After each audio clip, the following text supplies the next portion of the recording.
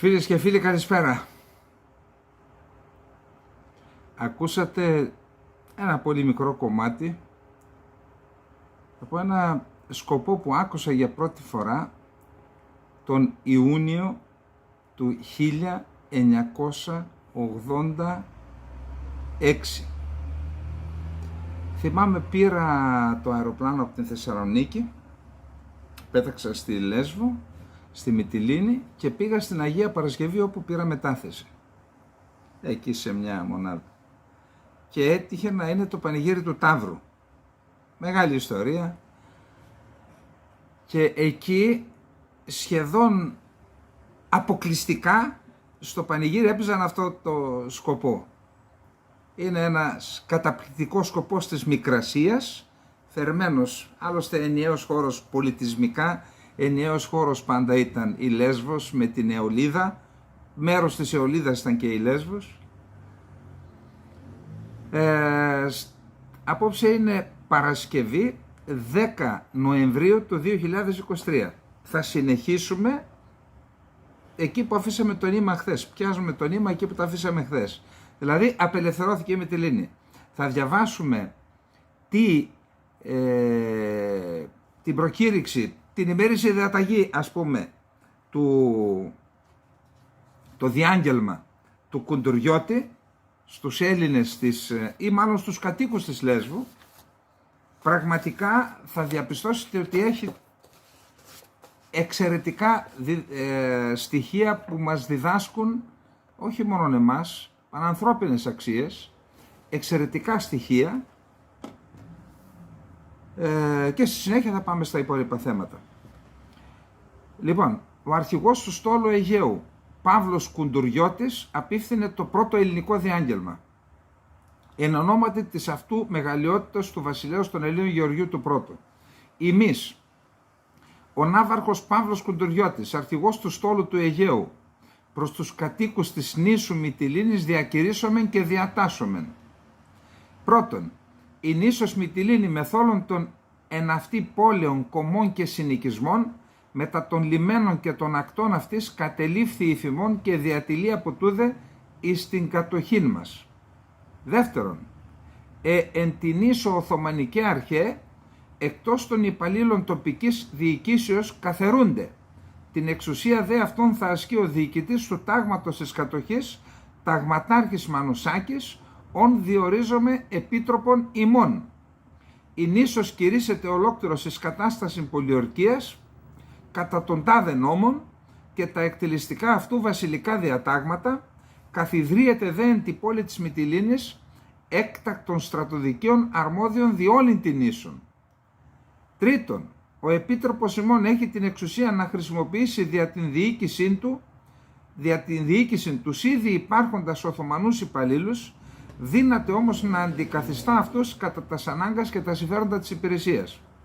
Τέταρτον, υποθέσεις τοπικής φύσεως διεξάγονται μέχρι νεωτέρας διαταγής ημών, όπως και μέχρι τούδε, και υπό των αυτών τοπικών υπαλλήλων, αλλά υπό την ανωτέραν εποπτεία του ημετέρου επιτρόπου, έχοντας το δικαίωμα να αντικαθιστά τους κακούς ή αμελείς. Πέμπτον, οι μέχρι τούδε ισχύοντες νόμοι και τοπικά έθιμα θα εξακολουθούν να εφαρμόζονται υπό των διαφόρων αρχών και υπό την υποπτία του ημετέρου επιτρόπου, έχοντας το δικαίωμα να λαμβάνει γνώση πάσης υποθέσεως και να διατάσσει την προς αυτόν υποβολή ημερησίων ή περιοδικών αναφορών.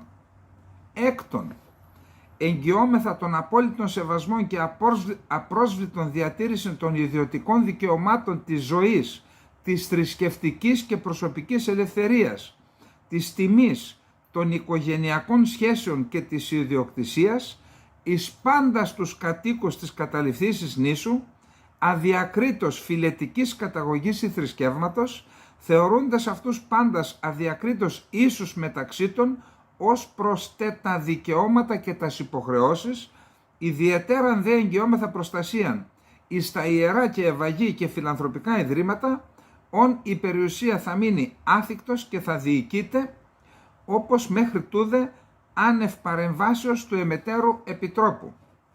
Αυτό το έκτο άρθρο του διαγγέλματος είναι και μία διακήρυξη δημοκρατίας και ανθρωπίνων δικαιωμάτων.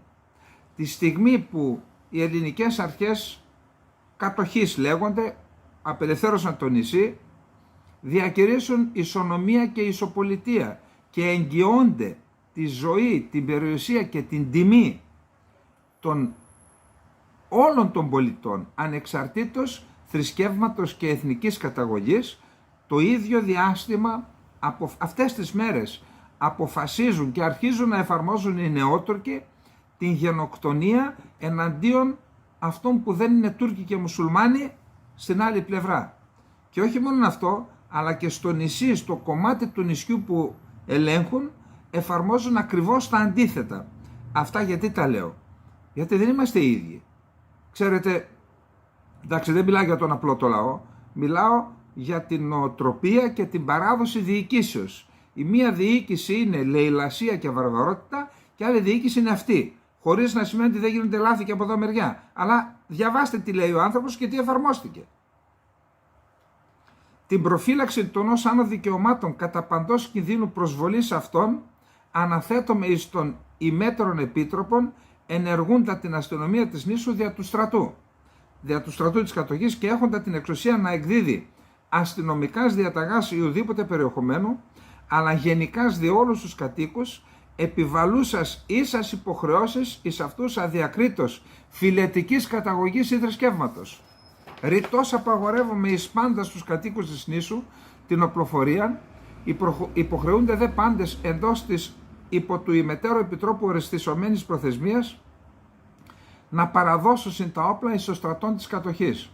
Προς εκτέλεση του αφοπλισμού επιτρέπουμε εις των εμέτερων επίτροπων να επιβάλλει τα αυστηρότερα ποινάς και να λαμβάνει τα αυστηρότερα μέτρα ακόμη και εναντίον ολοκλήρων χωρίων. Ένατον, οι κάτοικοι της κατανυφτήσεως νήσου είναι υπόχρεοι να ακολουθήσουν πληρώνοντες εις τους υπό του ημετέρου επιτρόπου οριστισωμένους εις πράκτορας τους μέχρι τούδε υπό του Οθωμανικού κράτους κανονισμένους φόρους και τέλη, οι φόροι, έτσι. Όπως εξ αυτών πληρώνονται κατά κύριον λόγο τα έξοδα της καλής διοικήσεως της νήσου. Επίσης υποχρεούνται οι κάτοικοι και τα χωρία να καταβάλουν και τα εκτάκτους εις είδος ή εις χρήμα εισφοράς, όσας ήθελε διατάξει ο ημέτερος επίτροπος, ώστις έχει και το δικαίωμα της αναγκαστικής απαλωτριώσεως άνευ αποζημιώσεως. Εδώ είναι τα σκληρά. 10. Καλούμε πάντα στους κατοίκους της νήσου να συνεχίσουν εν ειρήνη και τάξη τα ιδιωτικά σε αυτών υποθέσεις, υπακούοντας εις τους νόμους και εις τας διαταγάς του ημετέρου επιτρόπου, αποφεύγοντας δε πάσαν ενέργεια ανδυραμένη να διαταράξει τη δημόσια ασφάλεια. Εν 10. Και τελευταίο, πάσα πράξη ή απόπειρα πράξεως θέτουσα εις κίνδυνο την ασφάλεια του στρατού της κατοχής, του στόλου και εν γέννη τα συμφέροντα της Ελλάδος, θα δικάζεται στρατιωτικός ως έγκλημα εσχάτης προδοσίας και θα τιμωρείται με θάνατον 24 ώρες μετά την απόφαση. Αυτό είναι που έλεγαν οι παλαιοί, τον δε πίπτη λόγος, πίπτη ράβδος.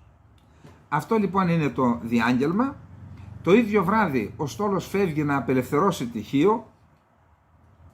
9 Νοεμβρίου πηγαίνει στο βόρειο κομμάτι, βορειοανατολικό κομμάτι του νησιού, είναι η Πέτρα. Στρατηγικής σημασίας λιμάνι, εκεί κοντά στον Μόλεβο στην Μύθυμνα, και ωραίος τόπος, η Παναγιά της Πέτρας πάνω στο βράχο. Όλες οι εικόνες της από τη Σμύρνη, την έχω επισκεφθεί πόσες φορές. Εκεί λοιπόν έφτασε στην Πέτρα το τορπιλοβόλο 14 με πλοίαρχο τον Αργυρόπουλο και διαβεβαίωσε τους κατοίκους της Πέτρας ότι το πλοίο θα παρέμεινε εκεί για την ασφάλειά τους, μέχρι να έρθει ο ελληνικός στρατός. Ο κόσμος ενθουσιάστηκε. Τη νύχτα όμως το καράβι πήρε σήμα για να ενταχθεί στο στόλο για τη Χίο. Τότε επέστρεψαν οι Τούρκοι χωροφύλακες μαζί με φενταΐδες. Φενταΐδες είναι αυτοί οι οποίοι θέτουν τη ζωή τους στη διάθεση του αγώνα. Φενταγίν. Το ίδιο είχαμε φενταγίν και με τους Παλαιστίνιους και με τους Αρμενίους. Οι φενταΐδες λοιπόν λαιλάτισαν την Πέτρα. Στη Μυτιλήνη έχουμε προστασία των πάντων, εδώ λαιλασίες. Σκότωσαν τον Ελευθέριο Τατά, τον Δημογέροντα Φωτιάδη και 2 ακόμα Πετριανούς. Τραυμάτισαν σοβαρά τον καθηγητή Πανεπιστημίου Ελευθεριάδη και ξυλοκόπησαν πολλούς κατοίκους του χωριού. Στις 10 Νοεμβρίου ελληνικά πλοία πήγαν στο πλωμάρι, οι οποίοι πλωμαρίτες εντωμεταξύ είχαν εκδιώξει την τουρκική φρουρά.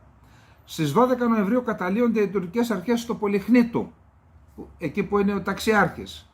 Στις 15 Νοεμβρίου καταλήγονται και στη Γέρα, ο κόλπος της Γέρας, με τα όμορφα αυτά χωριά. Καταλύονται και οι τουρκικές αρχές και εκεί. Τώρα στο νησί υπάρχουν οι τουρκικές αρχές, οι οποίες βρίσκονται από το μισό κόλπο της Κανονής και πάνω, δηλαδή από την Κανονή, Πετσοφά και πάνω, με έδρα το Κλαπάδος. Το Κλαπάδος είναι ένα εγκαταλειμμένο χωριό κοντά στο Λαφιώνα, πάνω από την Πέτρα. Εκεί είναι το στρατηγείο τους και έτσι ελέγχουν και την πλευρά της Μύθυμνας και την πλευρά, ας πούμε, το πόδι της Ερεσού. Λοιπόν, από τις 8 Νοεμβρίου μέχρι τις 8 Δεκεμβρίου, τότε υπογράφηκε το πρωτόκολλο παράδοσης και απελευθερώθηκε εντελώς το νησί. Είχαμε σημαντικές καταστροφές και βαρβαρότητες των Τούρκων εναντίον των Ελλήνων. Την περίοδο εκείνη την ονόμασαν οι κάτοικοι Φόβια. Μου το έλεγαν και εμένα, τα Φόβια. Οι Φόβοι δηλαδή. Στις 2 Δεκεμβρίου το ελληνικό πολεμικό Αρκαδία εμφανίστηκε στο λιμάνι της Μύθυμνας. Εκεί έγιναν διάφορα. Τελικώς κατόρθωσαν οι κάτοικοι να μην καταστραφεί ο Μόλιβος, αυτό το εκπληκτικό χωριό, ένα από τα καλύτερα χωριά του κόσμου. Έτσι, του κόσμου, το αγαπημένο χωριό του Λευτέρη Παπαδόπουλου, του λεγόμενου Προέδρου του Στιχουργού, από τους μεγαλύτερους στιχουργούς της Ελλάδας. Εν πάση περιπτώσει, έγιναν μάχες, έχασαν οι 6 με 7 Δεκεμβρίου, Αγίου Νικολάου, και την επόμενη μέρα επιτέθηκε ο ελληνικός στρατός στο στρατηγείο του Κλαπάδου, ιτήθηκαν και έτσι υποχρεώθηκε ο Αμπτούλ Γκανί να υπογράψει το πρωτόκολλο παράδοσης, το οποίο έγινε στο ύψωμα Πετσοφάς 8 Δεκεμβρίου. Οι Λέσβοι και ο στρατός, αφού αφόπλησε τους Τούρκους αξιωματικούς και τους στρατιώτες, 1500 των αριθμών, τους έστειλαν στην Αθήνα. Και έτσι μεγάλη και ολόφωτη ημέρα της 8ης Οκτωβρίου 1912 και η πολυπόθητη λευτεριά στη Λέσβο ήταν πραγματικότητα. Είμαστε πλέον λεύθεροι. Έτσι γράφτηκε ο επίλογος μιας βάρβαρης σκλαβιάς 450 χρόνων που έζησε και γνώρισε αυτός ο τόπος. Και το χθεσινή αναφορά και η σημερινή είναι από το βιβλίο του Γιώργου Τσαλίκη, «Η Μύθυμνα στα κύματα των αιώνων». Λοιπόν, θα ήθελα για άλλη μια φορά να τονίσω το νόημα αλλά και το τεχνοκρατικό επίπεδο του διαγγέλματος Κουντουριώτη. Αξιωματικός, ο οποίος δεν ήταν μόνο, εντάξει, σαν άλλους ναυάρχους, ονόματα δεν λέμε, υπολείψεις δεν θίγουμε. Τότε, 1912, ο άνθρωπος είδατε τι διάγγελμα έβγαλε, αλλά και τι αρχές πίστευε και προσπάθησε να υλοποιήσει και στην αγαπημένη μας Λέσβο. Λοιπόν, αυτά, να πάμε τώρα στα νεότερα, αφού τιμήσαμε τη Λέσβο, την αγαπημένη Λέσβο, να πάμε στα θέματα που αφορούν τον πόλεμο. Μια γενική αναφορά να κάνουμε. Φαίνεται ότι κάτι έγινε χθες.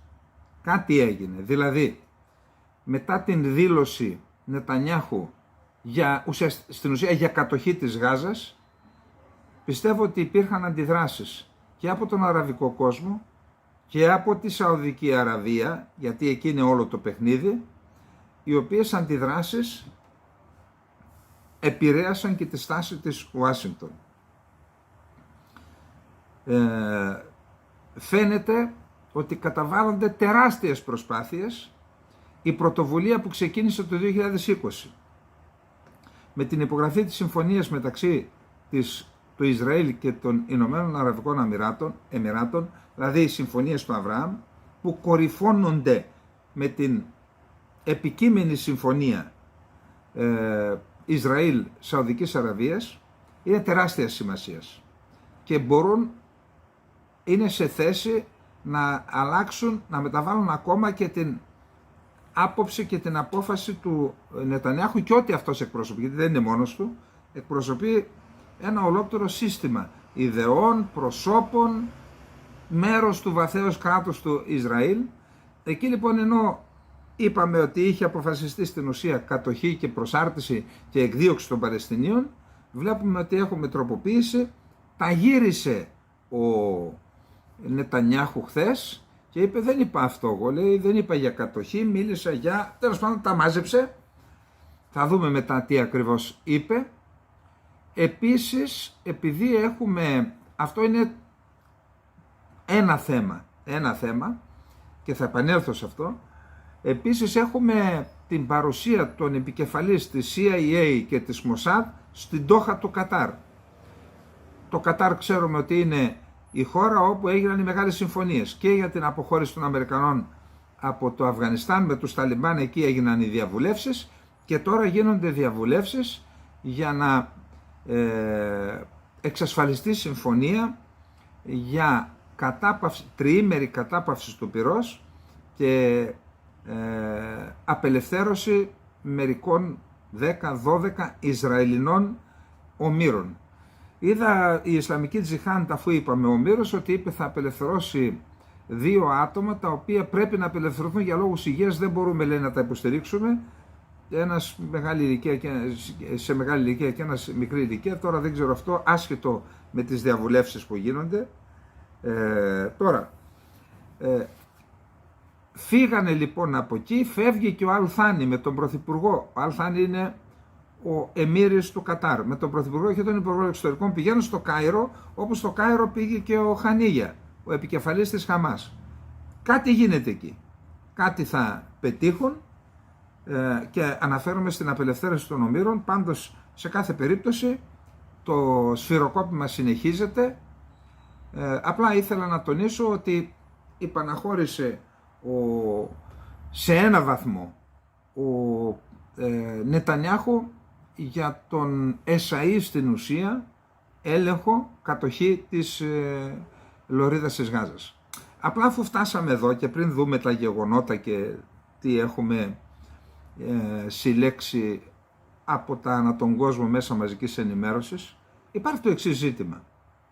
Ας θεωρήσουμε ότι μέσα σε μία, το πολύ 2 εβδομάδες, θεωρητικά μιλάμε, ότι έχουν τελειώσει με την πόλη της Γάζας, με τη Βόρεια Γάζα. Δεν έχει μείνει κόσμος, λέει καμιά 100.000 αν έμειναν στην πόλη της Γάζας, όσων σπίτια δεν καταστράφηκαν και θεωρούν ότι δεν καταστραφούν, μένουν οι άνθρωποι εκεί, για να προστατεύουν τις περιουσίες τους δηλαδή, ό,τι έχτισαν σε μια ζωή. Και από εκεί και μετά θα έχουμε περίπου 2 εκατομμύρια και συγκεντρωμένο στην Νότια Γάζα. Εκεί, τώρα, συγγνώμη, είναι περίπου 30.000, 20, 30, 40.000 είναι η Χαμάς με την Ισλαμική Τζιχάντ. Δεν είναι δυνατόν να τους σκοτώσουν όλους.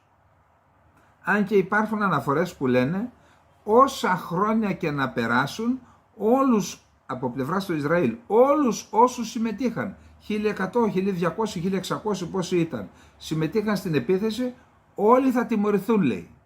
Εν πάση περιπτώσει, είναι 20, 30, 40.000 Χαμάς και Ισλαμική Τζιχάντ.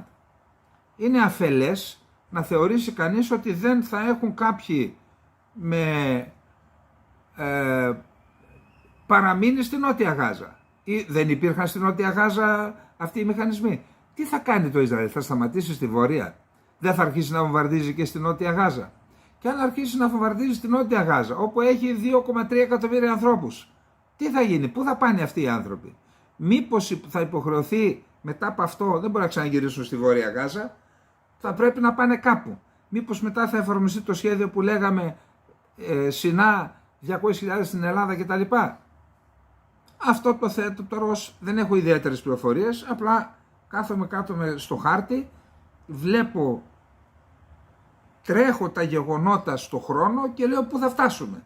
Μήπως πάμε εκεί? Αυτά λοιπόν τα γενικά για τον πόλεμο. Κατά τα άλλα συνεχίζεται το σφυροκόπημα, να δούμε που βρισκόμαστε.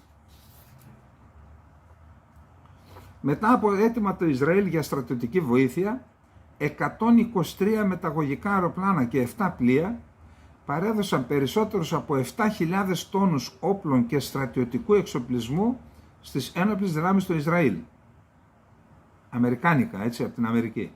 Αξιωματούχος του Πενταγώνου επιβεβαίωσε την προηγούμενη μέρα ότι οι παραδόσεις όπλων πραγματοποιούνται καθημερινά χωρίς διακοπή. Μάλιστα είδα κάποιες φωτογραφίες, βόμβες αεροσκαφών είχαν ξεφορτωθεί που έδωσαν οι Αμερικανοί, μετέφεραν οι Αμερικανοί στο Ισραήλ. Επικεφαλής του νοσοκομείου Αλ-Σιφά. 6 άνθρωποι σκοτώθηκαν, μετά ανέφεραν ότι είναι 12-15, αυτά είναι μεσημεριανά. 6 άνθρωποι σκοτώθηκαν από τον νέο βομβαρδισμό του Ισραήλ σε ιατρικές εγκαταστάσεις στη Γάζα. Παρατηρητήριο ανθρωπίνων δικαιωμάτων. Δεν βρήκαμε κανένα στοιχείο που να επαληθεύει τον ισχυρισμό του Ισραηλινού στρατού ότι το αρχηγείο της Χαμάς βρίσκεται κάτω από το νοσοκομείο της Αλ-Σιφά, το οποίο το βομβάρδισαν οι Ισραηλινοί.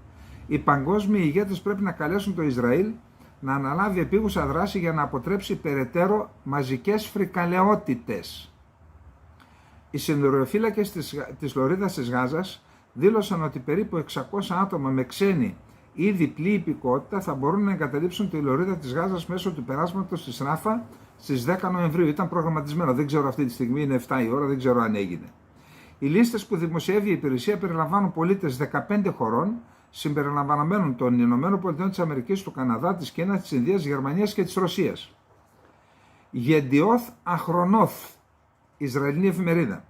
Οι εκτιμήσεις δείχνουν ότι ο Ισραηλινός στρατός θα χάσει περίπου 400 στρατιώτες εάν επεκτείνει τις χερσαίες επιχειρήσεις του στη Γάζα. Ο Ισραηλινός στρατός ανακοινώνει: ο αρχηγός του Γενικού Επιτελείου και ο επικεφαλής της Υπηρεσίας Εσωτερικής Ασφάλειας Σιν Μπετ εισήλθαν στη Λωρίδα της Γάζας και αξιολόγησαν την κατάσταση επιτόπου στο πεδίο. Το Ισραήλ είναι έτοιμο να περάσει χρόνια αναζητώντας όλους όσους εμπλέκονται στην επίθεση της 7ης Οκτωβρίου. Δεν θα υπάρξει κανένα συμβιβασμός με αυτούς που πλήγωσαν και σκότωσαν πολίτες μας, δήλωσε ο Ισραηλινός Υπουργός Άμυνας Γιόαβ Γκάλαντ. Οι ενέργειες του Ισραηλινού στρατού στην περιοχή θα μπορούσαν να προκαλέσουν μια ευρύτερη σύγκρουση, αναφέρουν οι New York Times τις ανησυχίες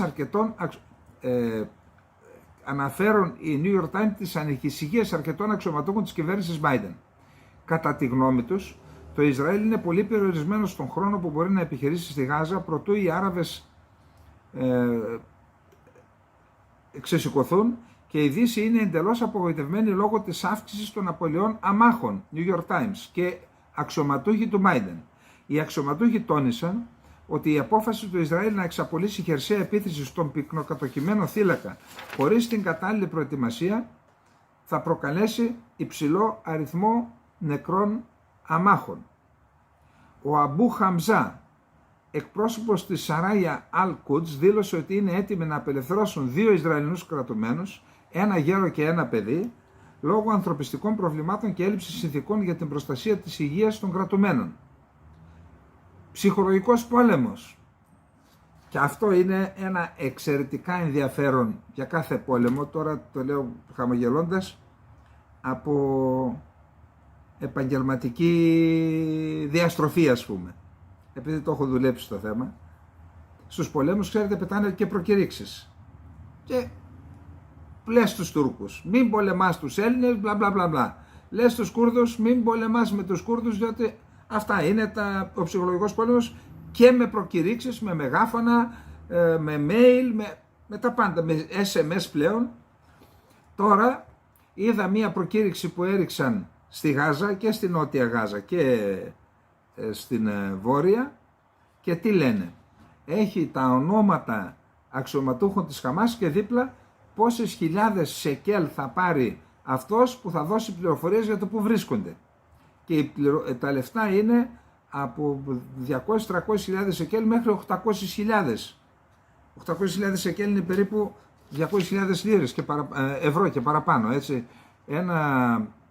σεκέλ κάνει 0,25 του ευρώ, δηλαδή 4 σεκέλ κάνουν 1 ευρώ. Έως 850.000 σεκέλ, εάν οι πληροφορίες είναι ενδιαφέρουσες για τον Ισραηλινό στρατό. Ψυχολογικός πόλεμος λοιπόν, και όχι μόνο. Η Κίνα ζήτησε συνεδρίαση του Συμβουλίου Ασφαλείας, του ΟΗΕ. Επικαλούμενο διπλωματικές πηγές, το Al Jazeera μετέδωσε ότι η Κίνα ζήτησε έκτακτη συνεδρίαση του Συμβουλίου Ασφαλείας την Παρασκευή, σήμερα δηλαδή, εν ώψη των επιθέσεων του Ισραήλ σε νοσοκομεία στη Γάζα. Τώρα, Νετανιάχου, είπαμε, μετά τις διαβουλεύσεις που θεωρώ ότι έγιναν μεταξύ Σαουδικής Αραβίας και Ηνωμένων Πολιτειών, οι Ηνωμένες Πολιτείες πίεσαν τον Νετανιάχου και είπε: ύστερα από τις δηλώσεις του για ένα νέο καθεστώς ασφαλείας στη Γάζα, το οποίο το Ισραήλ θα έχει τον έλεγχο, ο Ισραηλινός Πρωθυπουργός Μπενιαμίν Νετανιάχου ξεκαθάρισε χθες πως σκοπός του δεν είναι ούτε να κυβερνήσει, ούτε να κυρεύσει, ούτε να επιβάλλει νέα κατοχή στη λωρίδα της Γάζας.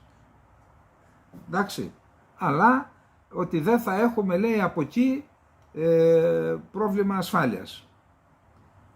Ερωτηθείς για το χρονοδιάγραμμα των στρατιωτικών, στο Fox News τα είπε αυτά, επιχειρήσεων, είπε: θα ήθελα να πάρει λίγο χρόνο, αλλά προχωράμε βήμα-βήμα, μειώνοντας τις απώλειές μας και προσπαθώντας να μειώσουμε τις απώλειες μεταξύ των αμάχων και να μεγιστοποιήσουμε τις απώλειες των τρομοκρατών, και ως τώρα πιστεύω ότι όλα πάνε καλά. Πιστεύω πως θα συντρέχουν οι προϋποθέσεις στην πραγματικότητα, αφού νικήσουμε, πως θα είναι ακόμα πιο όριμες οι συνθήκες για να προχωρήσουμε στην εξομάλυνση των σχέσεων με τη Σαουδική Αραβία. Αυτό που σας είπα στην εισαγωγή.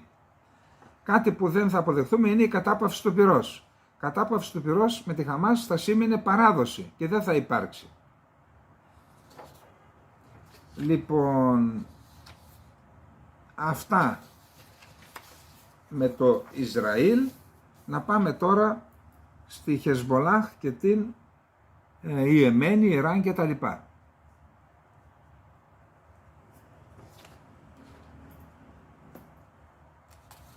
Είδα βίντεο με τη Χεσμολάχ να χτυπάει, ξέρετε, κατά μήκος των συνόρων του Ισραήλ με το Λίβανο. Είναι περιοχή, έχει υψώματα εκεί.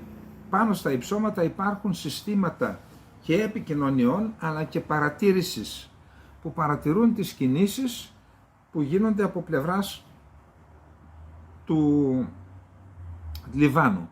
Θεωρώ ότι έχει και στοιχεία του Iron Dome, που πάνω στα υψώματα είναι ραντάρ τα οποία παίρνουν τα ίχνη των εκτοξεύσεων και ενημερώνουν κεντρικά για να υπάρχει αντίδραση. Είδα λοιπόν ότι από τότε που ξεκίνησε ο πόλεμος, αλλά ιδιαίτερα στις τελευταίες μέρες, βίντεο που δημοσιεύει η Χεσμολάχ και χτυπάνε αυτά. Είτε με αντιαρματικά, πάντως βλέπω ότι δεν είναι τα γνωστά κορνέ που φεύγει η βολή τους κάνοντας μια υλικοειδή πορεία. Είναι ευθύβολα. Δεν μπορώ να καταλάβω με τι οπλικά συστήματα τα χτυπάνε, πάντως αυτούς τους πύργους τηλεπικοινωνιών, παρατήρησης τηλεπικοινωνιών, ραντάρ, τους τεινάνουν στον αέρα. Μιλώ τώρα για δεκάδες. Και λέει ότι αυτό το σύστημα κόστισε στο Ισραήλ δισεκατομμύρια δολάρια. Και υπάρχει μια εκτίμηση ότι αυτό γίνεται ως προήμιο μιας επιθετικής επιχείρησης του Λιβάνου εναντίον του Χεσμολάχ από το Λίβανο εναντίον του Ισραήλ, δηλαδή εισβολή στο έδαφος του Ισραήλ. Απλά υπάρχει μια άποψη την οποία σας καλώ να σκεφτείτε, να σκεφτούμε δηλαδή όλοι. Του Σταύρου είναι αυτή η άποψη του γιού μου. Μου είπε ότι εάν ήταν μέχρι τώρα να εισβάλλει η Χεσμολάχ θα εισέβαλε. Αυτό που συμβαίνει αυτή τη στιγμή είναι το εξής. Το Ισραήλ μετά το σοκ των πρώτων ημερών από τα εγκλήματα της Χαμάς μέσα στο Ισραήλ, εννοώ της 7ης Οκτωβρίου, που όλος ο κόσμος ήταν στο πλευρό του Ισραήλ, από εκεί και μετά στον πόλεμο της εικόνας χάνει κατά κράτος το Ισραήλ. Τα παιδιά τώρα, αυτά δεν θέλω εγώ ούτε να τα αναφέρω, αλλά αυτές οι εικόνες με τα παιδιά, με τα νεκρά παιδιά και με τα κοριτσάκια και με τα... όλα αυτά, αντιλαμβάνεστε ότι αλλάζουν την εικόνα, έχεις δριμωχτεί, είπε ο Σταύρος μάλιστα, λιώνει και διαλύεται η εικόνα του Ισραήλ διεθνώς και χάνει ερίσματα και φίλους, παραδοσιακούς φίλους. Και θα δείτε παρακάτω γιατί το λέω αυτό. Εάν αυτή τη στιγμή η Χεσμολάχ εισέβαλε στο Ισραήλ, θα είχαμε αναστροφή αυτής της εικόνας. Το Ισραήλ θα ήταν και πάλι θύμα και θα σταματούσε τουλάχιστον αυτή η διεθνής κατακραυγή, η ταχύτητα με την οποία εξαπλώνεται η διεθνής κατακραυγή εναντίον του Ισραήλ θα πάγωνε και μπορεί να έχει και αντίστροφη πορεία. Άρα τώρα δεν επιτίθεται η Χεσμολάχ υπό την έννοια να εισέλθει στο έδαφος του Ισραήλ, υπό αυτή την έννοια δεν επιτίθεται, κτυπάει όμως με τον τρόπο που σας είπα, άρματα, βάσεις στρατιωτικές αλλά και αυτό το δίκτυο, και θα περιμένουμε μήπως αλλάξουν συνθήκες και κάποια στιγμή έχουμε και την εισβολή. Πάντως αυτή τη στιγμή η εκτίμηση, επαναλαμβάνω, μια εκτίμηση είναι ότι η Ιράν, Χεσμολάχ και όλοι αυτοί περιμένουν, απολαμβάνουν σε εισαγωγικά την διάλυση της εικόνας και των ερισμάτων που είχε το Ισραήλ διεθνώς. Πάμε τώρα να δούμε τι συμβαίνει. Καταρχάς να πούμε το εξής. Κάποιος μπαίνει εδώ, τώρα τι να πω, εντάξει θα μου πείτε μπορούμε όλο τον κόσμο να τα... Λέει, σαν να διαβάζουμε, λέει, σαν να ακούμε το Υπουργείο Άμυνας του Ισραήλ. Μάγος είσαι. Ό,τι λέει το ένας το λέμε, ό,τι λέει ο άλλος το λέμε. Δηλαδή, τι θα ήθελες να λέμε, μόνο τη μία πλευρά. Τι να κάνουμε δηλαδή, πώς θα διαμορφώσεις εικόνα. Λέμε τι λέει η μία πλευρά, λέμε τι λέει η άλλη πλευρά, τη δικιά μας άποψη και το σχολιασμό την ακούτε, τι άλλο να κάνουμε, κολοτούμπες για να μείνετε ευχαριστημένοι. Εντάξει ρε παιδιά, έλεος. Γιατί η Χεσμολάχ χτυπά τους πύργους που σας προανέφερα. Η Χεσμολάχ καταστρέφει όλους τους Ισραηλινούς σταθμούς παρατήρησης, αφήνοντας τα σύνορα εντελώς ανοιχτά για ενδεχόμενη εισβολή στο έδαφος του Ισραήλ. Το Ισραήλ έχει εξοδέψει δισεκατομμύρια δολάρια για αυτούς τους πύργους παρατήρησης τηλεπικοινωνιών, ραντάρ κτλ. Που καταστρέφει η Χεσμολάχ. Ο εκπρόσωπος των όπλων δυνάμεων της Ιεμένης ανακοινώνουμε ότι εκτοξεύτηκαν βαλιστικοί πύραυλοι προς την πόλη Ειλάτ, κόλπο Σάκαμπα, πόλη λιμάνι στο νότιο Ισραήλ, στην Ερυθρά Θάλασσα, προς το Ειλάτ και σε στρατιωτικούς στόχους, και παρά την άρνηση του Ισραήλ έπληξαν με ακρίβεια τους στόχους. Ο άξονας της αντίστασης έχει επεκτείνει πραγματικά την Ισραηλινή αεράμινα και σίγουρα δίνει στη Χαμάς ευκαιρίες να εκτοξεύσει πυράβλους και να χτυπήσει με επιτυχία ορισμένα σημεία.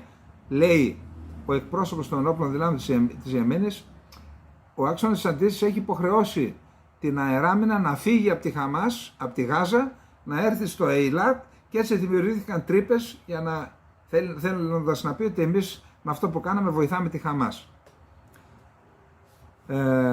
Επίσης δείχνουν ένα ντρόν του κινήματος Ανσαρουλάχ, Γεμέν Σαμάντ 3.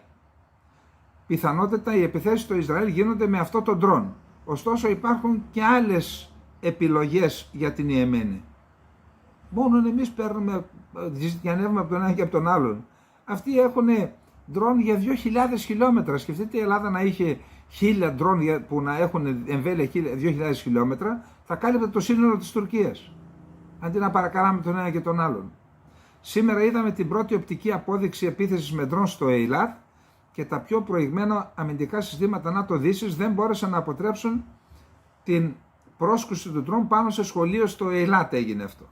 Ο άξονας της αντίστασης διαθέτει μια ποικιλία από ντρόνς που ακόμη και ορισμένες χώρες του ΝΑΤΟ δεν διαθέτουν. Το ομολογήσαμε εμείς πριν λίγο.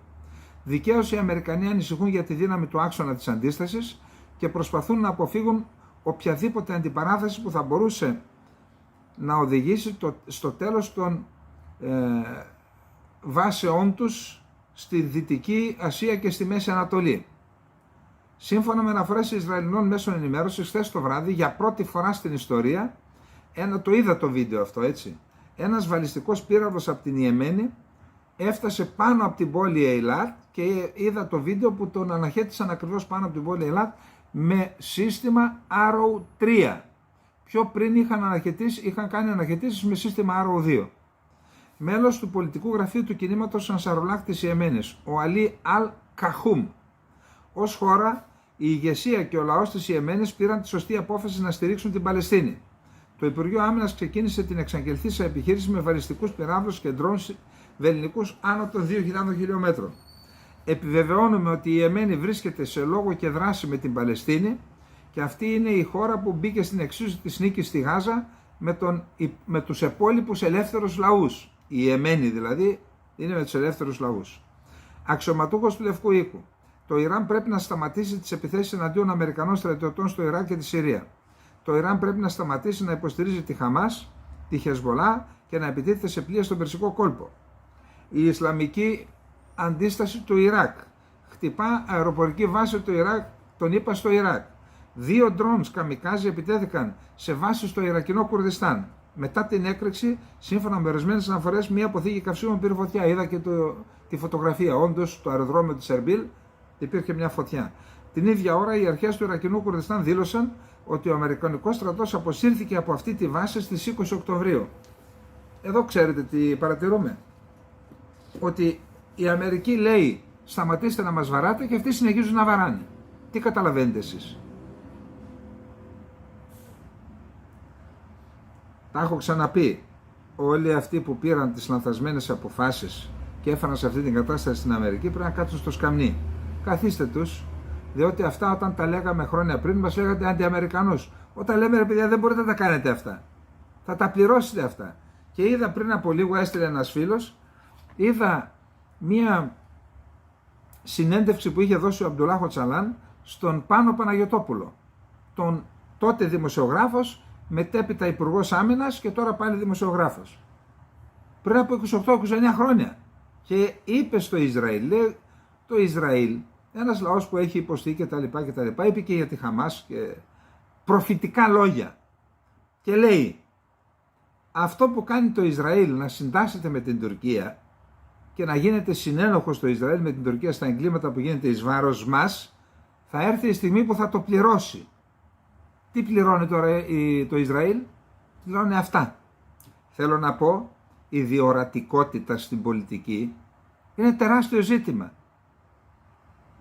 Οι δικοί μας έχουν διορατικότητα. Βλέπουν τι γίνεται, βλέπουν τι θα γίνει ή μόνο αυτό το ολοκληρωτικής ιδεολογίας αφήγημα είμαι στη σωστή πλευρά της ιστορίας τους αποκοιμίζει στο μαξιλαράκι του ύπνου χωρίς να βλέπουν τι γίνεται και που πάνε τα πράγματα. Λοιπόν, μετά το κτύπημα στην πόλη Ειλάτ, χτύπησε ένα σχολείο, είπαμε, το ντρόν, το είδα το βίντεο. Δηλαδή είδα πώς ακριβώς ακούστηκε η μηχανή, είδα και το κινητήρα του ντρόν. Τι κινητήρας? Είχε κινητήρα με πιστόνια κανονικό, γιατί πολλά ντρόν είναι και με ηλεκτρική ενέργεια, με μπαταρίες. Αυτό είχε κινητήρα, τον έδειξαν δηλαδή οι Ισραηλινοί. Μετά από αυτό, το Ισραήλ χτύπησε μια, όπως ο εκπρόσωπος του στρατού του Ισραήλ λέει, ο Ισραηλινός στρατός ανακοίνωσε ότι πραγματοποίησε επιδρομές στη Συρία ως απάντηση σε επίθεση με ντρόν σε σχολείο στην πόλη Ειλάτ στο νότιο Ισραήλ. Τι σχέση έχει η Συρία με την Ιεμένη? Σύμφωνα με τον εκπρόσωπο του Ισραηλινού στρατού, που ήταν εκεί επί τόπου, το κτίριο ήταν σχολείο και μέσα σε αυτό βρισκόταν κόσμος στη στιγμή της έκρηξης. Προκλήθηκαν μόνο υλικές ζημιές. Οι υπηρεσίες πρώτων βοηθειών προσέφεραν ψυχολογική υποστήριξη σε 7 ανθρώπους που ήταν σε κατάσταση σοκ. Σε δήλωση των Ισραηλινών ενόπλων δυνάμεων αναφέρεται ότι στόχος ήταν οργάνωση που εκτόξευσε τον ντρόν χωρίς να διευκρινιστεί ποιος ήταν πίσω από την επίθεση, από πού προήλθε και τι εγκαταστάσεις επλήγησαν στο συριακό έδαφος που έκαναν την επίθεση οι Ισραηλινοί ως απάντηση. Το συριακό καθεστώς είναι πλήρως υπεύθυνο για κάθε τρομοκρατική δραστηριότητα που διεξάγεται από το έδαφος της Συρίας. Ο Ισραηλινός στρατός θα απαντήσει σκληρά σε οποιαδήποτε προσπάθεια γίνεται για να βλάψει το έδαφος του κράτους του Ισραήλ, αναφέρεται στην ανακοίνωση. Χθες έγινε επίσης γνωστό ότι μετά την συντριβή του ντρόν σε σχολείο, το αμυντικό σύστημα μεγάλης εμβέλειας Arrow αναχέτησε τον πύραυλο αυτό που είπαμε. Ο Ισραηλινός στρατός δεν διευκρίνησε ποιος εκτόξευσε τον πύραυλο, πάντως η αναχέτηση έγινε καθώς οι αντάρτες Χούθι της Ιεμένης υποστήριξαν ότι εκτόξευσαν ομοβροντία βαλιστικών πυράβλων. ο Ιρανός Υπουργός Εξωτερικών επικοινώνησε με τον ομόλογό του στο Κατάρ και του είπε ότι δηλαδή ο Χουσέιν Αμίρ Αμπτουλαχιάν του Ιράν διεμήνυσε στον όμολογό του από το Κατάρ Σεΐχη Μοχάμεντ Μπιν Αμπτουραχμάν Αλθάνη ότι η επέκταση πολέμου μεταξύ Ισραήλ-Χαμάς είναι αναπόφευκτη. Θα ξεφύγει ο πόλεμος. Απειλούν με επέκταση. Τώρα, λόγω της κλιμάκωσης της έντασης του πολέμου εναντίον των αμάχων κατοίκων της Γάζας, η επέκταση του εύρους του πολέμου έχει γίνει αναπόφευκτη σε τηλεφωνική επικοινωνία με βάση το ιρανικό Press TV. Είπαμε τώρα ο Εμμύρης στο Κατάρ με τον Υπουργό Εξωτερικών και τον Πρωθυπουργό πάνε στην Αίγυπτο, όπου στην Αίγυπτο είναι και ο Χανίγια, έτσι. Θα δούμε τι θα γίνει εκεί πέρα. Αλλά και ο Μεσάλ, ο προηγούμενος ηγέτης. Χθες κόπηκε το διαδίκτυο στην Ιεμένη, κανείς δεν ξέρει γιατί. Αν ήταν ηλεκτρονικός πόλεμος θα είχε ένα μεγάλο ενδιαφέρον. Λοιπόν, αυτά όπως βλέπετε, για όσους δεν παρακολουθούν, μπαίνουν. Τώρα δεν μπορεί κάποιος από την άλλη πλευρά να βγει και να μας πει είστε σαν τον εκπρόσωπο της Ανσαρουλάχ της Ιεμένης. Είπαμε, αναφέρομαι και όποιος παρακολουθεί, ιδιαίτερα αυτή την εκπομπή, μαθαίνει σιγά σιγά να καταλαβαίνει ποιος λέει τι. Πάμε στα διεθνή τώρα, ενώ στις διεθνείς αντιδράσεις, μία έκπληξη για μένα. Το Βέλγιο ζητά την επιβολή κυρώσεων εναντίον του Ισραήλ. Το Βέλγιο, δηλαδή η έδρα, η χώρα που φιλοξενεί και το ΝΑΤΟ και την Ευρωπαϊκή Ένωση. Που σημαίνει ότι η Ευρωπαϊκή Ένωση δεν έχει πεθάνει. Κάποιοι στην Αθήνα έχουν πεθάνει. Ηθικά λέω έχουν πεθάνει. Κάποιες δυνάμεις στην Ευρώπη υπάρχουν ακόμα ζωντανές, που αντιστέκονται. Δεν γίνεται τώρα αυτό το πράγμα. Εντάξει. Αντί η Ελλάδα να είναι πρωτοπόρος, είμαστε ουραγοί. Και κάτι ψελίζουμε, λέει, σημασία έχει το πώς, κάτι τέτοιες. Λοιπόν, ακούστε εδώ τώρα.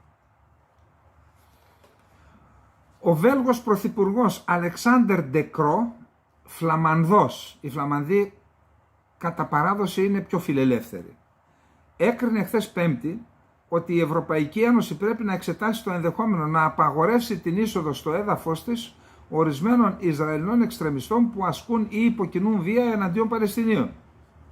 Απευθυνόμενος στα μέλη του Βελγικού Κοινοβουλίου, ο Φλαμανδός φιλελεύθερος πολιτικός επισήμανε τις επιθέσεις εναντίον Παλαιστινίων στη Δυτική Όχθη, χαρακτηρίζοντας απαράδεκτη την έλλειψη δράσης εναντίον βίαιων εξτρεμιστών. Εκτιμώ ότι η χώρα μας πρέπει να φροντίσει αυτοί που διαπράττουν σοβαρά εγκλήματα, για παράδειγμα αυτοί που ασκούν βία στη Δυτική Όχθη, να απαγορευτεί να εισέρχονται στη χώρα μας και στην Ευρωπαϊκή Ένωση, πρόσθεσε ο Ντεκρό.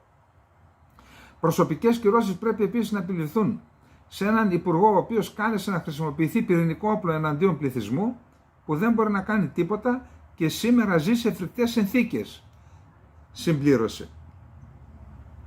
Αναφερόταν στον Ισραηλινό υπερεθνικιστή Εμιχάη Ελιγιάχου, ο οποίος έκρινε κατά τη διάρκεια συνέντευξής του σε ραδιοφωνικό σταθμό πως είναι επιλογή η χρήση πυρηνικής βόμβας στη λωρίδα της Γάζας, όπου ο στρατός της χώρας του έχει εμπλακεί σε πόλεμο με τη Χαμάς. Κάνα, ο άνθρωπος τώρα αυτός δεν πρέπει να επικοινωνεί. Ρίχνεις πυρηνική βόμβα στη χώρα σου στην ουσία. Και πού θα πάει η ραδιενέργεια, θα μείνει εκεί? Σημασία δεν έχει ότι το είπε ο άνθρωπος αυτός. Σημασία έχει ότι έναν τέτοιο άνθρωπο τον έκαναν υπουργό. Από κόρακα τι θα ακούσεις, κρά. Άμα είναι ο άνθρωπος αυτός που είναι, τι τον έβαλες υπουργό, κύριε Νετανιάχου? Λοιπόν, φυσικά προκάλεσε καταγραφή και ανέστειλε τη συμμετοχή του σε κάθε κυβερνητική συνεδρίαση ο Νετανιάχου. Το Βέλγιο, όπως και η Γαλλία και η Ισπανία, ήταν ανάμεσα στις 8 χώρες από τις 27 της Ευρωπαϊκής Ένωσης που κάλεσαν να κηρυχθεί ανθρωπιστική κατάπαυση του πυρός στον πόλεμο Ισραήλ-Χαμάς την 27η Οκτωβρίου, όταν η Γενική Συνέλευση του ΟΗΕ ενέκρινε ένα μη δεσμευτικό ψήφισμα. Η δική μας ήταν αποχή. Λένε πάμε να πετάξουμε αετό. Καλύτερα τώρα, άσε μωρέ, σκοτώνεται ο κόσμος τώρα, τι να ασχολούμαστε. Πέταξαν αετό και μετά, χωρίς ντροπή, άκουσαν φαίνεται τα σχολιανά τους από τον κόσμο, έβγαλαν μία άθλια ανακοίνωση, δεν ήταν ανακοίνωση, διέρευσαν οι διπλωματικές πηγές, γιατί ότι η αποχή τελικά είναι Καλά, ούτε ντροπή που διαρρέουν τέτοιες ανοησίες. Τους ίδιους τους χαρακτηρίζουν. Λοιπόν, χθες ο Πρωθυπουργός του Βελγίου Ντεκρό κάλεσε να καθίσει ο κόσμος στο τραπέζι για να διαπραγματευτεί την ειρήνη και όχι τον πόλεμο. Δεν έχω δει ποτέ να εξαφανίζεται τρομοκρατική οργάνωση με καλέσματα στη βία εναντίον της. Μία τρομοκρατική οργάνωση διαλύεται όταν δεν υπάρχει πλέον λόγος ύπαρξής της, όταν γίνεται διαπραγμάτευση, ανέφερε ο επικεφαλής της βελγικής κυβέρνησης. Ο πόλεμος θα απασχολήσει το Συμβούλιο Υπουργών Εξωτερικών της Ευρωπαϊκής Ένωσης στη Δευτέρα στις Βρυξέλλες. Αυτό είναι η πολιτική. Η πολιτική, το έχουμε πει, είναι ισχυρότερο όπλο από το πυρηνικό όπλο. Βλέπετε τι είπε ο τύπος εδώ. Να το ξαναπώ. Δεν έχω δει ποτέ να εξαφανίζεται τρομοκρατική οργάνωση με καλέσματα στη βία εναντίον της. Μία τρομοκρατική οργάνωση διαλύεται όταν δεν υπάρχει πλέον λόγος ύπαρξής της. Όταν γίνεται διαπραγμάτευση. Λοιπόν, ένα τρομερό άρθρο που αφορά ποιες είναι οι εναλλακτικές λύσεις και κατά πόσο εξετάζει το κατά πόσο είναι δυνατόν να έχουμε λύση δύο ανεξάρτητων κρατών στην περιοχή. Η λύση δύο κρατών του 2023 θα έμοιαζε πολύ διαφορετική από τη λύση των δύο κρατών του 1993, δήλωσε ο Γιώση Μέκελμπεργκ, συνεργάτης του think tank Chatham House με έδρα το Λονδίνο. Καθώς το Ισραήλ συνεχίζει τους βομβαρδισμούς, παγκόσμιοι ηγέτες επαναφέρουν στο προσκήνιο την αδιέξοδη μέχρι τώρα διπλωματική προσπάθεια δεκαετιών για την ειρήνευση στην περιοχή. Η λύση των δύο κρατών, όπως αναλύει η δημοσίευμα της Washington Post, προβλέπει δύο εδαφικά διακριτά κράτη, ένα για τους Ισραηλινούς, ένα για τους Παλαιστίνιους. Η ιδέα αυτή εμφανίστηκε πριν το 1968, στις συμφωνίες του Όσλο πριν το 1948. Στις συμφωνίες του Όσλο του 1993, το Ισραήλ αποδέχθηκε την οργάνωση για την απελευθέρωση της Παλαιστίνης ως εκπρόσωπο των Παλαιστινίων. Τότε είπαν ότι να κάνουν ένα οδικό χάρτη για να δούμε πού θα πάμε. Το 2000 ο Κλίντον έφερε τον Εχούντ Μπάρακ και τον Αραφάτ μαζί να δούμε πάλι τη λύση. Μετά, ενώ δρομολογήθηκε η λύση, ο Αριέλ Σαρών, τότε από την αντιπολίτευση, ο άνθρωπος που ήταν υπεύθυνος για δολοφονία 3.000 ανθρώπων, 2.000 ανθρώπων στα στρατόπεδα Παλαιστινίων, στους καταβλισμούς Παλαιστινίων στο Λίβανο, Σάμπρα και Σατίλα, πήγε, λέει, στον περίβολο του τεμένος Αλαξά, που είναι ο τρίτος ιερότερος χώρος για τους μουσουλμάνους. Με αφορμή την παρουσία του εκεί ξέσπασε η δεύτερη Ιντιφάντα, η οποία κράτησε για χρόνια, συντάραξε την περιοχή για χρόνια.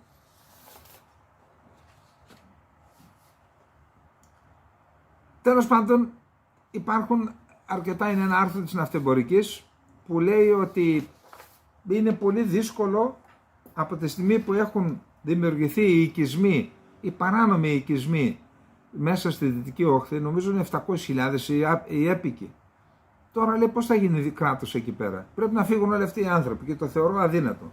Και λέει, εδώ κάποιος στο τέλος αυτό θα δούμε, ότι η μόνη λύση είναι να κάνουμε ένα υβριδικό πράγμα. Μια ομοσπονδία δηλαδή. Εγώ δεν είμαι αντίθετος σε αυτό, αρκεί να συμφωνήσουν ότι θα ζουν ισότιμα, όπως έλεγε πριν από 100 τόσα χρόνια ο Κουντουριώτης, έτσι. Λοιπόν, όλοι ευχόμαστε να ήταν δυνατή η λύση των δύο κρατών. Εσύ παίρνεις αυτό το μέρος, εσύ παίρνεις το άλλο, όπως ένα διαζύγιο. Είπε χαρακτηριστικά.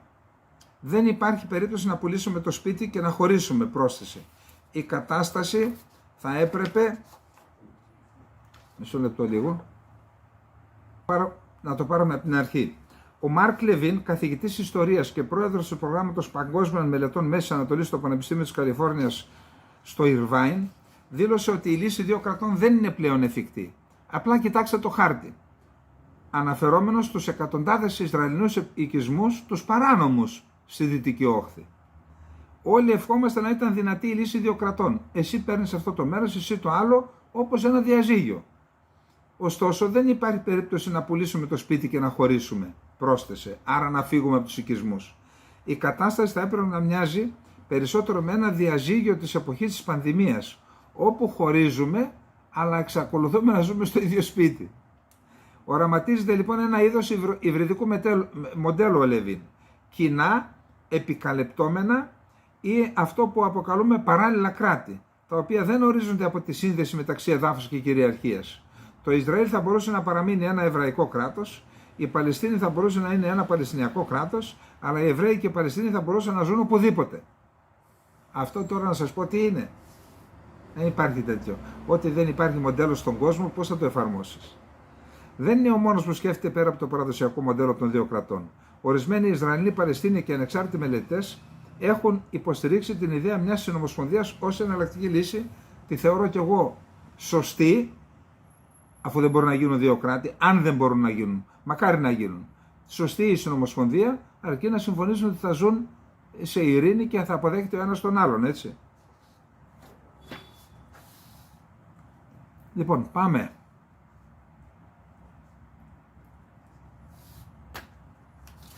Η Σεούλ και η Ουάσιγκτον και το Τόκιο οριστικοποιούν τη δημιουργία θα κάνουν ένα σύστημα ανίχνευσης πυράβλων για να αντιμετωπίσουν την πυραυλική δυνατότητα που έχει αποκτήσει πλέον η Βόρεια Κορέα, που είναι αδιαμφισβήτητη.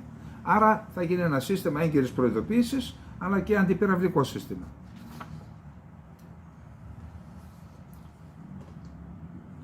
Ο Biden πήγε να μιλήσει στο Ιλινόι.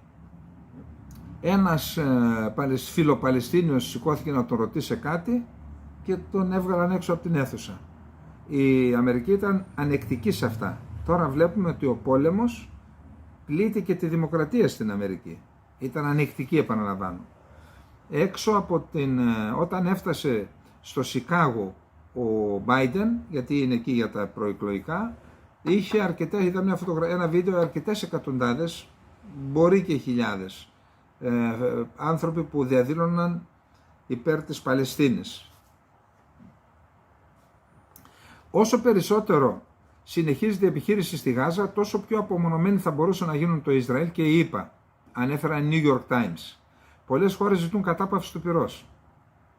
Αρκετοί Αμερικανοί αξιωματούχοι είπαν στην εφημερίδα ότι η δυναμική απάντηση του Ισραήλ αύξησε τη συμπάθεια για την Παλαιστίνη παρά τους ομήρους και τα θύματα της 7ης Οκτωβρίου. Τι είπα στην αρχή, η άποψη του Σταύρου. Η δημοσίευση ανέφερε έναν αριθμό 10.000 νεκρών στη Γάζα, 11 και είναι. Σύμφωνα με Αμερικανό αξιωματούχο, ανώτεροι Αμερικανοί στρατιωτικοί ηγέτες σε σχεδόν καθημερινές τηλεφωνικές συνομιλίες προσπαθούν να πιέσουν τους Ισραηλινούς ομολογούς τους να είναι πιο υπολογισμένοι και ακριβείς στην επιλογή των στόχων τους. Ένα άλλο σημείο είναι ότι οι βαριές απώλειες αμάχων θα πικράνουν μια νέα γενιά Παλαιστινίων, θα δημιουργήσουν μια γενιά Παλαιστινίων που είναι εχθροί. Θα πολεμήσουν με τους γιους τους σε 4 ή 5 χρόνια, είπε ο Γιακώβ Πέρι, πρώην επικεφαλής της Υπηρεσίας Εσωτερικής Ασφάλειας του Ισραήλ. Επιπλέον, η παράταση της σύγκρουσης θα μπορούσε να προκαλέσει έναν ευρύτερο πόλεμο στη Μέση Ανατολή. New York Times. Ουκρανία και Ισραήλ. Μπορούν οι ΗΠΑ να υποστηρίξουν δύο πολέμους και να αντιμετωπίσουν την Κίνα ταυτόχρονα? Τα έχουμε θέσει εμείς τα ερωτήματα αυτά καιρό τώρα. Η ξαφνική στροφή του ενδιαφέροντος προς τη Γάζα αποτελεί απειλή για τους ανταγωνιστές της Αμερικής στην Ασία, καθώς και για τις μακροχρόνιες προσπάθειες για την καταπολέμηση της Κίνας. Καλωσορίσατε. Ο Biden τα πάει πολύ άσχημα, σύμφωνα με δημοσκοπήσεις εν ώψη των Αμερικανικών εκλογών. Το CNN λέει ότι σε δημοψήφισμα το 49% των ψηφοφόρων είναι έτοιμο να ψηφίσει Τραμπ, ενώ το 45% Biden. Το επίπεδο δημόσιας αποδοχής μειώνεται στο 39% του Biden, ενώ το 54% τον επικρίνει.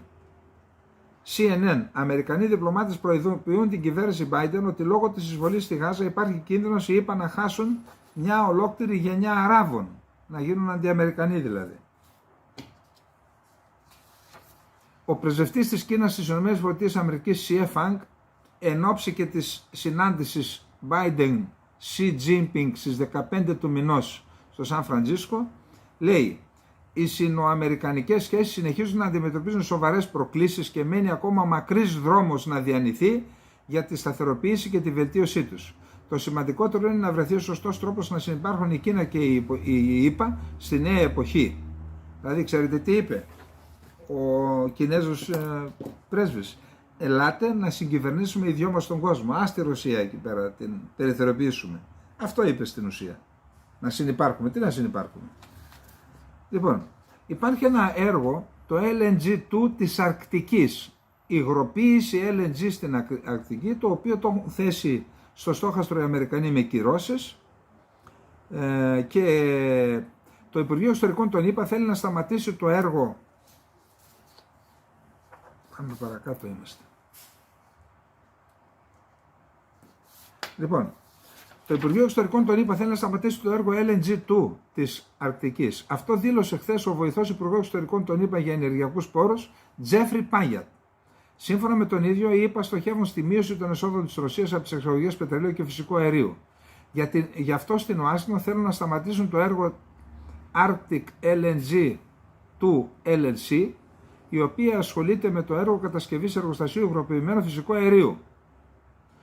Την περασμένη εβδομάδα, για παράδειγμα, θεσπίσαμε νέες κυρώσεις κατά το Arctic LNG 2, του βασικού έργου της LNG της Novatek. Στόχος μας είναι να σταματήσουμε αυτό το έργο, είπε ο Πάγιατ.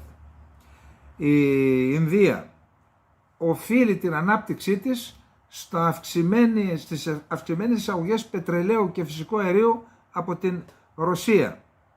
Ως αποτέλεσμα, η Ρωσία έχει γίνει ο μεγαλύτερος προμηθευτής πετρελαίου της Ινδίας, ενώ η Σαουδική Αραβία έχει περάσει στην τρίτη θέση. Τα Εμιράτα συμφώνησαν να περιορίσουν την επανεξαγωγή κρίσιμων αγαθών από την Ευρωπαϊκή Ένωση στη Ρωσία, που μπορούν να χρησιμοποιηθούν σε εχθροπραξίες στην Ουκρανία. Αναφέρει το Bloomberg, επικαλούμενο πηγές. Ανάλογες μέτρα εξετάζει και η Τουρκία. Καλά, περιμένετε εσείς η Τουρκία να πάρει μέτρα. Είχαμε μία επίθεση με 2 ουκρανικά, μία παδρωμένα πάνω από την Κριμαία και ένα ουκρανικό πάνω από την περιοχή Τούλα, τα οποία λένε οι Ρώσοι ότι τα αναχέτησαν. Βομβαρδισμούς είχαμε. Οι Ρώσοι κτύπησαν στη Χερσόνα δυτικά του Δνίπερο ποταμού, οι Ουκρανοί με Χάιμαρς χτύπησαν στην περιοχή της Χερσόνας ανατολικά του Δνίπερο ποταμού, και στις δύο πλευρές υπήρχαν νεκροί. Ο Πούτιν για δεύτερη φορά μέσα σε ένα μήνα, σε λιγότερο από ένα μήνα, επιστρέφοντας από το Καζακστάν, από την Σύνοδο Κορυφής των Χωρών της Οικονομικής Συνεργασίας, από την Αστάνα, πήγε στο Ροστόφ ον Ντόν, όπου είναι το στρατηγείο του πολέμου. Εκεί είναι το στρατηγείο του πολέμου, από το οποίο επιβλέπεται και γίνεται η διαχείριση των μετώπων στον πόλεμο στην Ουκρανία. Του δείξαν και διάφορα όπλα εκεί πέρα και τα λοιπά. Πάμε στο επόμενο θέμα μας.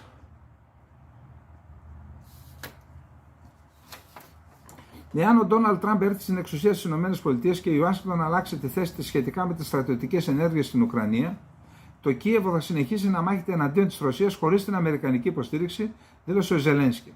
Θα είναι δύσκολο αν οι ΗΠΑ αλλάξουν τη θέση τους. Εάν το Κογκρέσο και ο Λευκός Οίκος αλλάξουν πολιτική, θα πω εντάξει, θα πολεμήσουμε χωρίς εσάς. Ο Ζελένσκι είπε για τις προοπτικές εάν ο Τραμπ εκλεγεί πρόεδρος των ΗΠΑ, τι θα πράξει η Ουκρανία. Σύμφωνα με τον Ουκρανό πρόεδρο, οι απόψεις ορισμένων μελών του Ρεπουμπλικανικού κόμματος αποτελούν κίνδυνο για το Κίεβο. Η Δύση άρχισε να παρατηρεί ότι οι ΗΠΑ εγκατέλειψαν την Ουκρανία. Ο πρώην αξιωματούχος του State Department, Μάθιου Χο, μιλώντας στο κανάλι Διάλογος στο YouTube, είπε ότι οι αναπτυσσόμενες χώρες σε όλο τον κόσμο χάνουν την εμπιστοσύνη τους στις ΗΠΑ. Βλέπουν τι συμβαίνει τώρα στην Ουκρανία, πως η χώρα έχει μετατραπεί σε εργαλείο των ΗΠΑ στον πόλεμο με τη Ρωσία και δεν θέλουν να ζήσουν τα ίδια τα κράτη αυτά, το αναπτυσσόμενο κόσμο, με αυτά που ζει το καθεστώς του Κιέβου τώρα εγκαταλειμμένο από τις ΗΠΑ. Ο Μάθιου Χο σημείωσε ότι ο Ζελένσκι βρίσκεται ήδη σε απόγνωση λόγω της άρνησης των ΗΠΑ να παράσχουν περαιτέρω υποστήριξη. Προσπάθησε μάλιστα να ασκήσει πίεση στον Biden. Ο Ζελένσκι έκανε κάτι έξυπνο. Κάλεσε τον Τραμπ να επισκεφτεί το Κίεβο και έτσι να κερδίσει πόντους ο Τραμπ στους προεκλογικά στις ΗΠΑ. Ο Τραμπ έδειξε αδιαφορία και αυτό δείχνει ότι η διαφορία είναι γενική απέναντι στην Ουκρανία και στους δημοκρατικούς και στους ρεπουμπλικάνους. Η Σλοβακία δημοσίευσε επίσημα στατιστικά στοιχεία, όλα τα στοιχεία με τις προμήθειες όπλων στην Ουκρανία. Αλήθεια, γιατί δεν το κάνει η Ελλάδα? Όλες οι χώρες λένε, μέχρι και την τελευταία βίδα. Η Ελλάδα γιατί δεν το κάνει?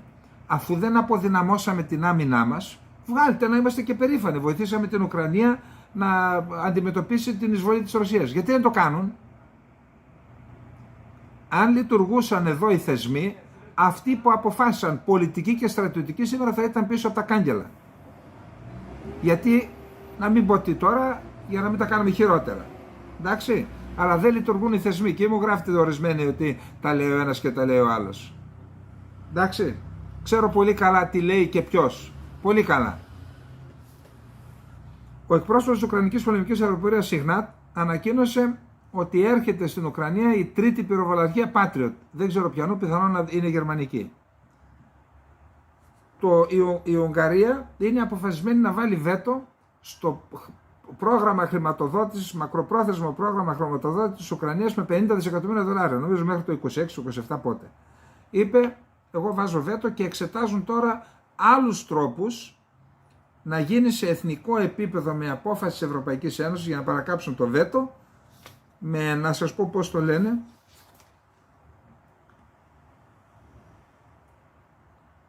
θα περιλαμβάνει, λέει, το αποθεματικό σχέδιο θα περιλαμβάνει εθνικές εγγυήσεις των χωρών μελών για προσέγγιση χρηματοδότησης στις αγορές. Και επίσης άρχισαν άγνωστοι να πετούν φυλάδια κατά του Ζελένσκι και κατά του Ζαλούζνη στο Ζιντομίρ. Αυτά τώρα σε μια χώρα που είναι σε πόλεμο δεν τυπώνει κάποιος φυλάδια να τα πετάξει έτσι για πλάκα. Θυμηθείτε ποιον είπαμε χθες, ποιον είπαν οι Κινέζοι ότι ετοιμάζουν οι Δυτικοί να φέρουν στη θέση του Ζελένσκι.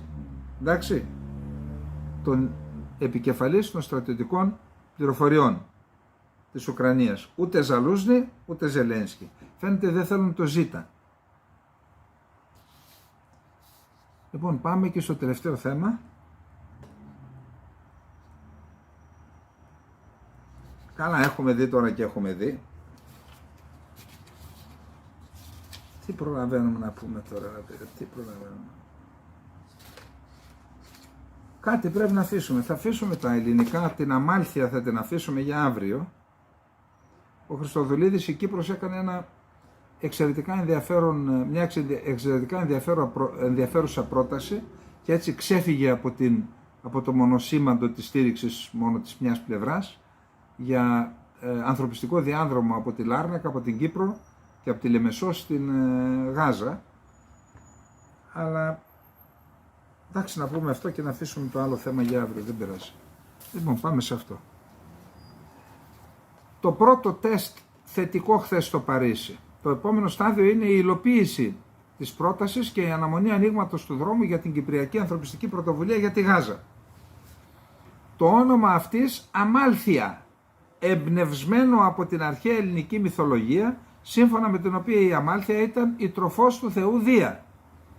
Άλλοτε περιγράφεται ως νύμφη Ιάδα και άλλοτε ως Έγα, κατσίκα, από το κέρας της οποίας τρεφόταν ο Δίας με γάλα και μέλι. Το σημαντικό της χθεσινής μέρας ήταν ασφαλώς η στήριξη που πέτυχε η κυπριακή πρόταση από μια σειρά σημαντικών χωρών, αλλά η αναφορά που έγινε για αυτήν από χώρες όπως η Ολλανδία, που προσφέρθηκε να στείλει και πλοίο στην περιοχή, η Ιταλία, η Ιορδανία, το Βέλγιο, η Κροατία και φυσικά η Ελλάδα. Ο Μητσοτάκης δήλωσε την ετοιμότητα της Ελλάδας να στηρίξει την Κυπριακή Πρωτοβουλία. 5 είναι τα στάδια της πρότασης, 5. Πρώτο στάδιο, μεταφορά και συλλογή ανθρωπιστικής βοήθειας στην Κύπρο. Θα συγκεντρωθεί εκεί. Δεύτερο στάδιο, επιθεώρηση, καταγραφή και αποθήκευση ανθρωπιστικής βοήθειας που θα παραλαμβάνεται στην Κύπρο. Τρίτο στάδιο, φόρτωση και επιθεώρηση της ανθρωπιστικής βοήθειας στα πλοία από λιμάνι της Κύπρου ενδεχομένως από τη Λάρνακα. Τέταρτο στάδιο, διαδρομή μέσω ασφαλούς θαλάσσιου διαδρόμου. Θα το ασφαλίσουν οι δυνάμεις του ναυτικού που βρίσκονται εκεί. Πέμπτο στάδιο, εκφόρτωση, παραλαβή και διανομή της ανθρωπιστικής βοήθειας στον άμαχο πληθυσμό της Γάζας. Ο Χριστοδουλίδης, ο πρόεδρος της Κυπριακής Δημοκρατίας, παρουσιάζοντας την πρωτοβουλία, αναφέρθηκε στον υποδιαμόρφωση σχεδιασμό και είπε ότι έχει ήδη ετοιμαστεί συγκεκριμένο πλάνο υλοποίησης της πρωτοβουλίας με άμεσες, μεσοπρόθεσμες και μακροπρόθεσμες λύσεις και τεχνικές διευθετήσεις. Τώρα προσέξτε, η διεθνής αναβάθμιση της χώρας. Σας είπα, η πολιτική είναι πιο ισχυρό όπλο από τα πυρηνικά όπλα. Ο πρόεδρος Χριστοδουλίδης, σύμφωνα με τον κυβερνητικό εκπρόσωπο, ανέφερε ότι η πρωτοβουλία της Κυπριακής Δημοκρατίας και οι συγκεκριμένες πτυχές της συζητείται εδώ και 4 εβδομάδες. Δεν πήγε να πει μόνο λόγια. Στο πλαίσιο των επαφών που είχε με τον πρόεδρο της Αιγύπτου, ο Χριστοδουλίδης, με τον βασιλιά της Ιορδανίας, τον πρωθυπουργό του Ισραήλ και τις επαφές του Υπουργού Εξωτερικών που πήγε στη Ραμάλα και στην Ιορδανία. Η Κυπριακή Δημοκρατία, πρόσθεσε ο Χριστοδουλίδης, βρίσκεται σε διαρκή επικοινωνία σε όλα τα επίπεδα με το Ισραήλ, την Αίγυπτο, την Παλαιστινιακή Αρχή, τα Ηνωμένα Αραβικά Εμιράτα, με κράτη-μέλη της Ευρωπαϊκής Ένωσης και τους θεσμούς της Ευρωπαϊκής Ένωσης, αλλά και με τα Ηνωμένα Έθνη, η συμβολή των οποίων κρίνεται καθοριστική στην υλοποίηση αλλά και στην επιτυχία της πρωτοβουλίας. Ο Δένδιας πήγε στη Σαουδική Αραβία και είπε: παρατείνεται η παραμονή της συστοιχίας Patriot που έχουμε εκεί. Λοιπόν, αυτά. Είδα μία δήλωση που έκανε ο κύριος Γεραπετρίτης, διάβασα την ομιλία του, εντάξει, είναι, θα έλεγα, ισορροπημένη, στον κύκλο ιδεών του, νομίζω είναι μια πρωτοβουλία του Βενιζέλου αυτή. Και εκεί είπε: έχω εντολή από τον Πρωθυπουργό να αγγίξουμε θέματα καυτά, πώς τα είπε, που δεν τα άγγιζε κανένας με την Τουρκία, και αναφέρεται στα θέματα του Αιγαίου. Εντάξει, αφήστε να το ερευνήσω και θα επανέλθουμε σε αυτό το θέμα. Πάντως τέτοιο θέμα εγώ προεκλογικά δεν άκουσα να λέει τίποτα κανένας, ότι θα αγγίξουμε καυτά θέματα που δεν άγγιξε κανένας. Ας τα πούνε προεκλογικά, ποια θα είναι τα βήματα σε γενικές γραμμές και να αποφασίζει ο κόσμος. Ποιος αποφασίζει δηλαδή, από πού παίρνει νομιμοποίηση, από πού? Λοιπόν, αυτά για απόψε. Να είστε όλες και όλοι καλά. Χαιρετισμού στην Λέσβο, σε όλα τα πανέμορφα χωριά που είναι σαν σμαράγδια πάνω στο χάρτη της, πάνω στη γη της Λέσβου, στα χωριά της Λέσβου, και στους ανθρώπους της φυσικά. Λοιπόν, καλή νύχτα, να είστε όλες και όλοι καλά.